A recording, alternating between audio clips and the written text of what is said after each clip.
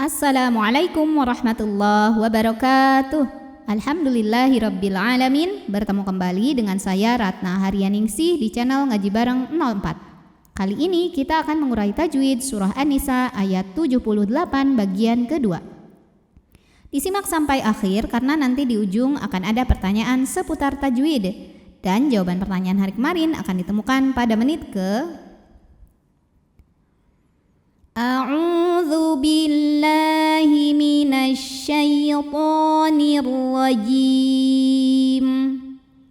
Bismillahirrahmanirrahim. Di sini ada hukum ikhfa aqrab karena nun sukun menghadapi huruf ta. Maka nun sukun dibunyikan samar-samar, siap-siap menuju ta disertai bunyi dengung. Tapi bunyi dengungnya masih sedikit karena ta ini makhrajnya masih dekat dengan nun. Siap-siap ke ujung lidahnya ke pangkal gigi seri atas ke makhraj huruf ta ya. Tusib. Berikutnya ada qalqalah sugro. Karena ada huruf qalqalah yang sukunnya sukun asli dan ada di tengah bacaan, maka dibaca memantul dengan pantulan yang kecil. Wa in tusibhum. Berikutnya ada hukum izhar syafawi. Karena mim sukun menghadapi huruf selain mim dan ba, yaitu huruf sin, maka mim sukun dibunyikan dengan jelas. Wa in tusibhum sayyi'atun sayyi. Ya tasydid yang sebelumnya bukan tanwin, bukan nun sukun, maka kita cukup bunyikan dengan menaikkan intonasinya atau nabar. Jadi tidak perlu ditahan. Sayyi'atun. Lalu berikutnya ada idgham bil gunnah karena tanwin dhammah menghadapi huruf ya. Maka tanwinnya masuk ke ya disertai bunyi dengung. Tahan. Sayyi'atun yaqu. Qu matabi'i dhahiri. Karena waw sukun didahului baris dhammah, maka qaf panjang 2 harokat. Yaqulu. Lu matabi'i dhahiri. Karena waw sukun didahului baris dhammah, maka panjang lamnya 2 harokat. Yaquluha. Ha matabi'i muqaddar. Karena ada baris fathah tegak di atas huruf ha, maka panjang haknya 2 harokat. Hadhihi. Hi madsilah qasirah. Karena ada hak domir yang diapit 2 huruf yang hidup, jadi nggak ada sukun huruf sebelum dan setelahnya. Dan huruf setelahnya bukan a, i, u, bukan hamzah. Maka ha domirnya dipanjangkan 2 harokat. Dan ini jawaban pertanyaan hari kemarin. Hadhihi min. Ada hukum izhar halqi. Karena nun sukun menghadapi huruf halqi atau huruf tenggorokan yaitu ain, maka nun dibaca dengan jelas. Min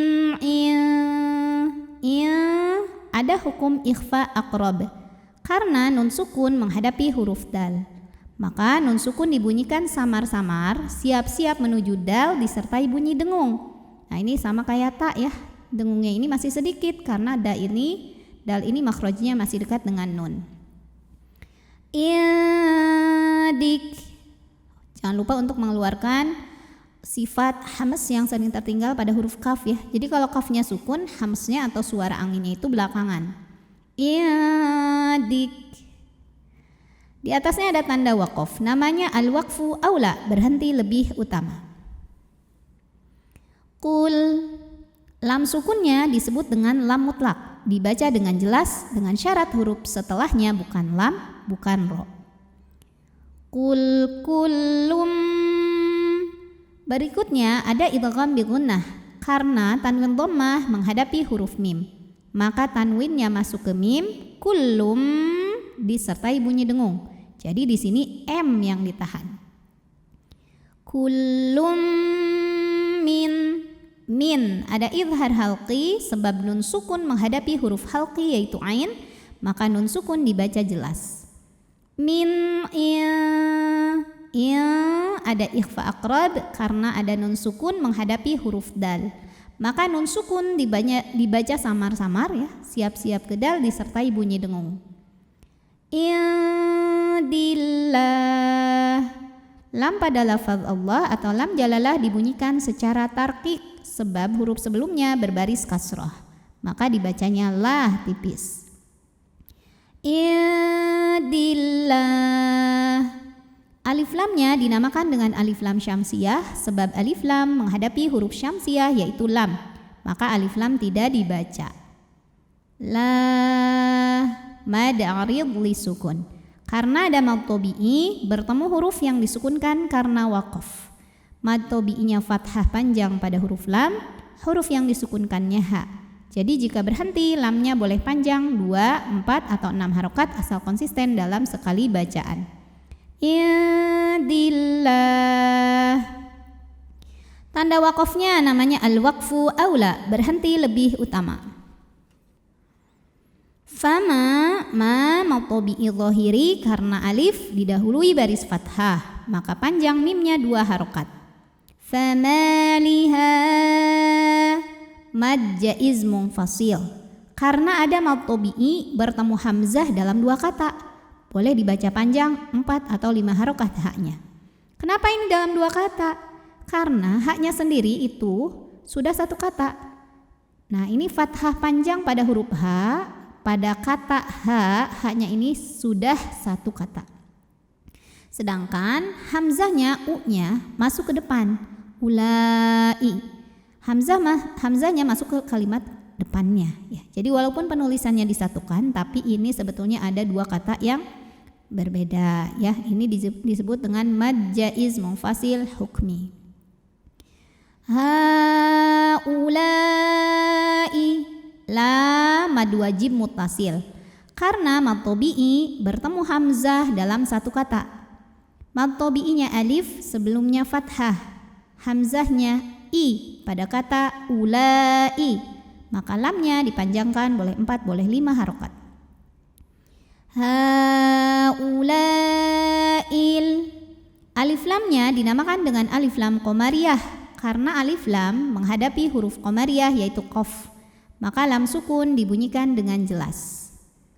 Al-qaw harfulin sebab waw sukun didahului baris fathah, maka dibacanya lembut. Al-qawmila la matobi'i zahiri karena ada alif sebelumnya fathah, maka dibaca panjang lamnya 2 harokat. La yaka ka matobi'i zahiri karena ada alif sebelumnya fathah, maka kaf panjang 2 harokat. La yakadu du matobi'i zahiri karena waw sukun didahului dhammah, maka dal panjang 2 harokat. La yakaduna yafqahu. Ini pun sama ya. Mad tabi'i zahiri karena waw sukun sebelumnya dhammah, panjang haknya 2 harokat. Yafqahuna hadi di mad tabi'i zahiri karena ya sukun didahului kasrah, maka panjang dalnya 2 harokat. Haditha. Nah yang di ujung ini namanya mad iwad karena ada baris tanwin fathah yang kita berhentikan. Maka baris 2 ini jadi 1 jadi fathah dan panjang 2 harokat. Haditha. A'udzu billahi minasy syaithanir rajim. Bismillahirrahmanirrahim.